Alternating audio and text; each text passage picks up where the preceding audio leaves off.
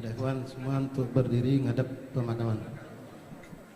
Air tolong jangan dibagi ke dulu. Air minum jangan dibagi ke kecuali yang dari kadusan.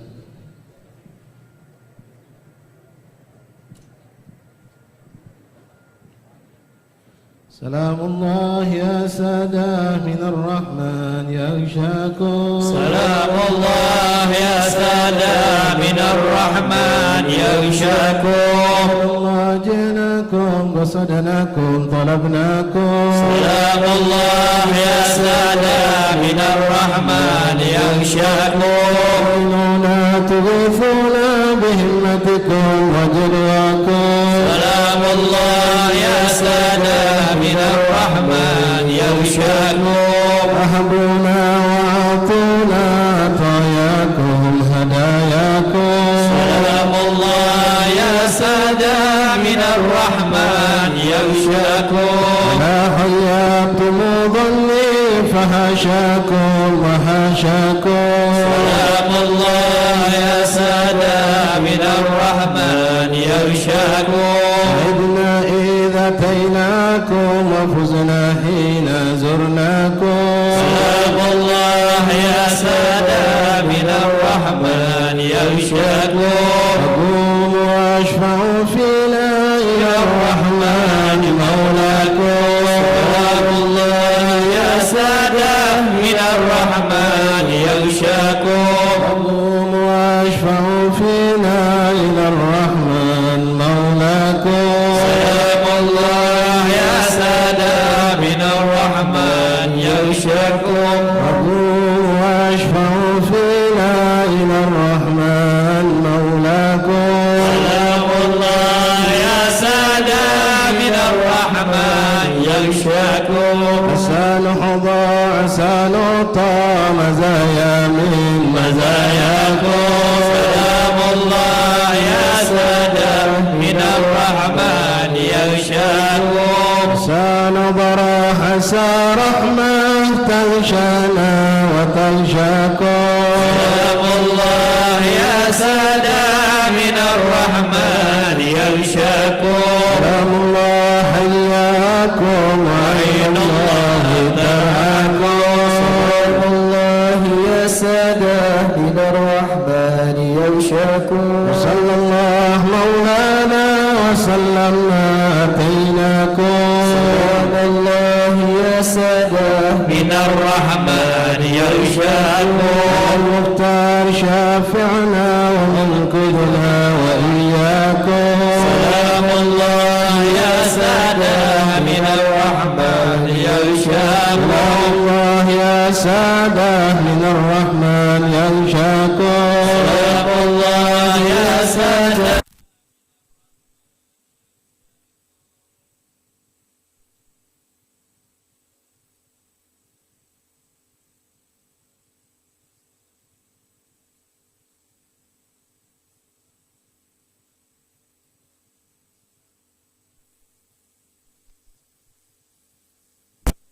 السلام عليكم صلوات ربنا عليكم ورحمة ربنا عليكم ومغفرة ربنا عليكم ورضوان ربنا عليكم. السلام عليكم صلوات ربنا عليكم ورحمة ربنا عليكم ومغفرة ربنا عليكم ورضوان ربنا عليكم. السلام عليكم صلوات ربنا عليكم ورحمة ربنا عليكم ومغفرة ربنا عليكم ورضوان ربنا عليكم. السلام عليكم يا أهل القبور وأتاكم ما توعدون وإنا إن شاء الله بكم لاهقون. نسأل الله لنا ولكم العافية. السلام عليكم يا أهل لا إله إلا الله من أهل لا إله إلا الله. كيف وجدتم لا إله إلا الله؟ يا لا إله إلا الله بحق لا إله إلا الله. اجعلنا ووالدينا ومشايخنا وأولادنا وذريتنا وأصحابنا وأحبابنا وذوي الحقوق علينا جميع المسلمين من خواص أهل لا إله إلا الله. واحشرنا وإياهم في زمرة من قال لا إله إلا الله محمد رسول الله صلى الله عليه وسلم. اللهم رب الأرواح الباقية والأجسام البالية والعظام الناخرة والشعور المتمزقة التي خرجت من الدنيا وهي بك مؤمنة أدخل اللهم عليهم روحا منك وسلاما منا. السلام عليكم إخواننا من المسلمين والمؤمنين يرحم الله منكم المتقدمين والمتأخرين آنس الله وحشدكم ورحم غربتكم وكتب حسناتكم وتجاوز عن سيئاتكم واجمعنا وإياكم في مستقر رحمته يا واسع المغفرة اغفر لنا ولهم يا واسع المغفرة اغفر لنا ولهم يا واسع المغفرة اغفر لنا ولهم اللهم إنا وقفنا في مشهد هؤلاء أوليائك ولنا حاجات يا الله ولنا مطالب ولنا مقاصد ولنا آمل أملناها ونسألك اللهم يا الله أن تقضي لنا والدينا ومشيخنا إخواننا أجمعين حاجات وتعجل لنا بالمطالب وتبلغنا جميع المقاصد والآمل إنك سميع قريب مجيب الدعوات وقاضي الحاجات وغافر الذنوب والخطيئات إنك على كل شيء قدير. Ikhwan fadhal duduk kembali menghadap ke bagian atas. Untuk para habaib, asatis dan orang-orang tua, kita persilakan untuk duduk di bagian atas.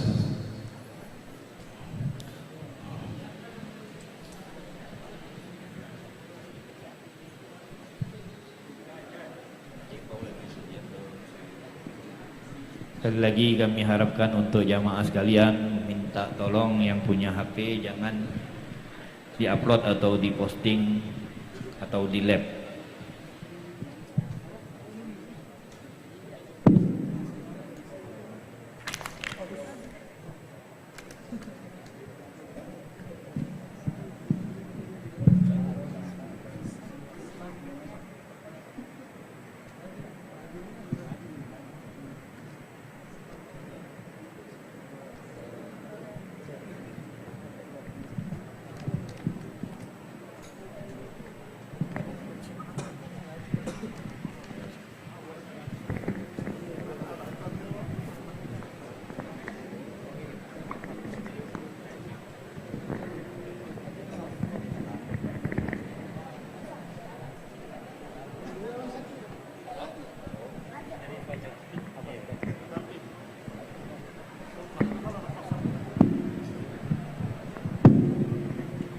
Bismillah.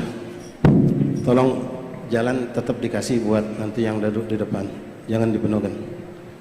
Al-Fatihah wa tahlil wa tasbih wa tahmid wassalatu ala nabi sallallahu alaihi wasallam wa tayassara min du'a wal adhkar wa urah nuriha nuqaddim thawab hadil gira ila arwah walidi wa ila ruh sayyidina syafiina rasulillah Muhammad bin Abdullah sallallahu alaihi wasallam wa ahli baitihi wa azwajihi wa dhurriyyatihi wa ansari wa sahbihi wa ahbabi ajma'in thumma ila arwah kab sadatina ulam guruf masyarik al-adi ila magharibiha bariha bariha susan sadatina wa ahli ma'al al-baqi ahli zumbal al-farad ajma'in wa ahli hadram kulluhum ajma'in susan sinu majana al-muhajir Allah bisa ولي الأحمد الشيخ صلى الله عليه وسلم في المقدم محمد بن علي وعلي سنة بدر من سداب ولا رجمين وصول وخروج بسارة علي بأبي ثم إلى ركابتم علي كتبنا في مسلم كتبنا في مشايخ الحضر والأذكار والأوراد والأحزاب منظومة صلوات ودعوات مجد المجمعين خصوصا قرأنا كتبهم وأورادهم وأحزابهم وزماتهم صلواتهم دعوات نجاة في معهدنا في مجلس في أيام في أوقاتنا ثم إلى ركابت أولى مقدم علي هذه البلدة أهل بالين من دار السلام كلهم أجمعين خصوصا سادتنا أولى مقدم علي هذه المقام هذه التربة أولى مقدم أهل كمبان كوجي وكلهم سادة من أهل بالembang darussalam كلهم أجمعين وإلى أرواح والدينا ووالديكم وأمهاتنا وأمهاتكم وعامة المسلمين أجمعين إن الله يتغشاهم برحمة وحسن الجنة إن الله يعيد عليهم بركاتهم وأسرارهم وأنوارهم وعلومهم كراماتهم ونفحاتهم في الدين والآخرة جالبة لكل خير دافعة لكل شر لنا لكم يسلمون إلى حضرة النبي محمد صلى الله عليه وسلم سر الفاتحة بسم الله الرحمن الرحيم الحمد لله رب العالمين الرحمن الرحيم مالك يوم الدين إياك نعبد وإياك نستعين اهدنا الصراط المستقيم صراط الذين أنعمت عليهم غير المغضوب عليهم ولا الضالين آمين.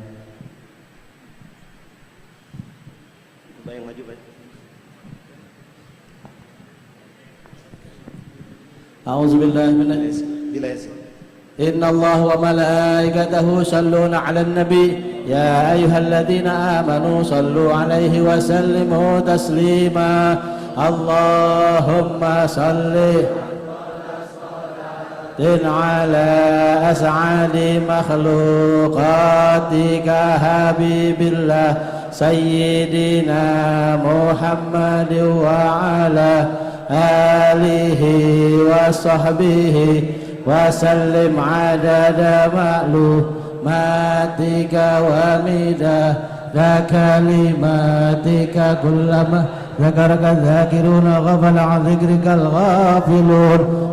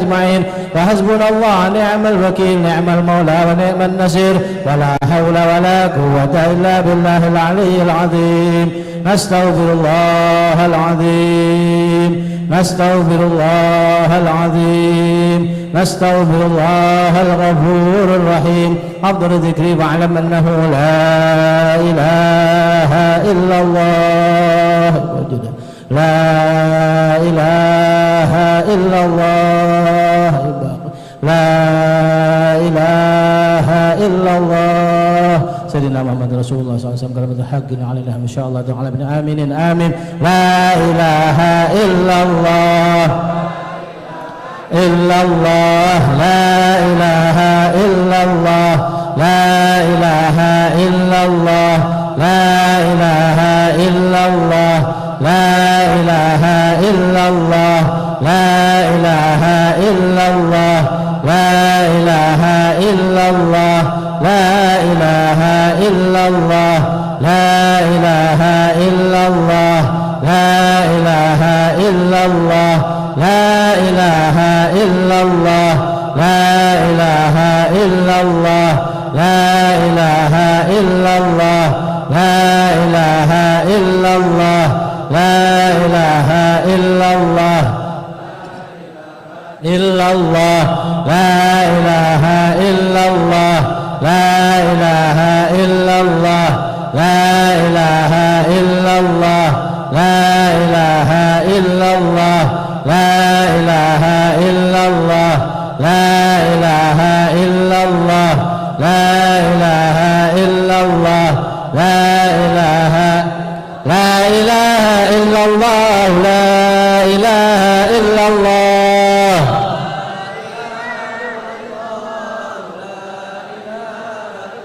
لا إله إلا الله لا إله إلا الله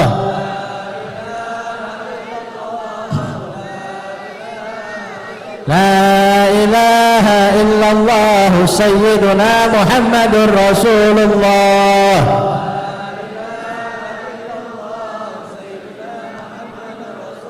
اللهم صل على سيدنا محمد اللهم صل عليه وسلم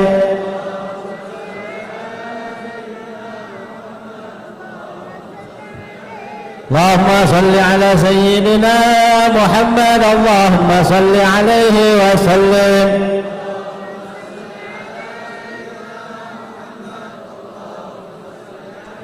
اللهم صل على سيدنا محمد يا ربي صل عليه وآله وصحبه وسلم